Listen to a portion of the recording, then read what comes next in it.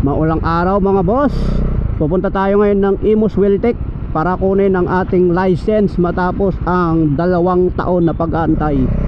2 taon na tong Dominar ko pero wala pang issue. Goods na goods pa rin. Ilan eh, oh? 8,300 odo na. Hindi pa ako nagpalit ng gulong. Wala, all stock pa rin, oh. Side mirror, all stock lahat.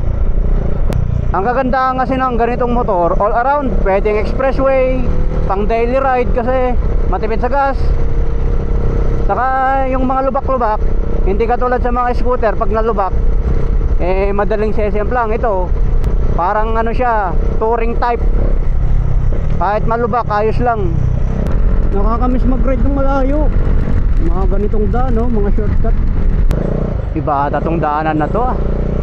Mali ata to, mali. Itong mahirap pag nagmamotor eh. Maabutan ka na lang ng ulan eh. Pupunta pa naman ako ng SM, mababasa lang ako. Mali pala tong daanan na to, hindi dapat ako dito. Yun, makabalik ulit tayo dito sa Kawasaki. Parking tayo dito mga boss. Daming bagong big bike oh. Yun may motor ko mga boss. Napakadumi. Pag pang daily talaga. Ito oh, sinira ng anak ko oh. Kala niya laruan. Tingin tayo ng big bikes. Tapos yung RCR original 4RR. Ito na yung bago nilang ano. Ito yung huling naging motor ko eh, Ninja 1000. Brembo na, hindi na Kawasaki. Iba na yung ano. Pero yung mukha niya ganun pa rin. Yan.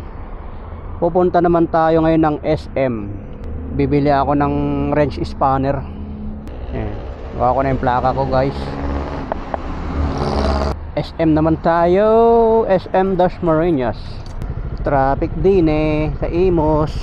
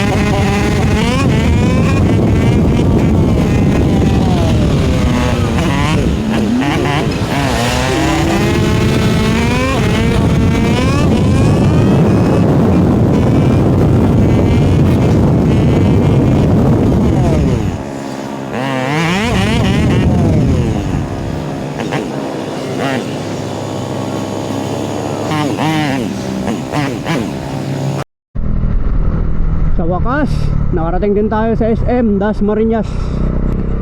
Dami pa rin talaga nagpupunta SM.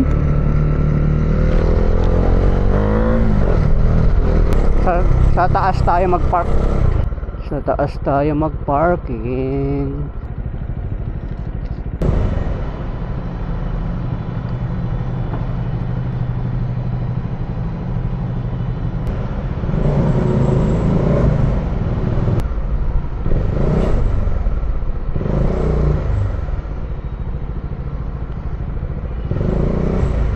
Yun o.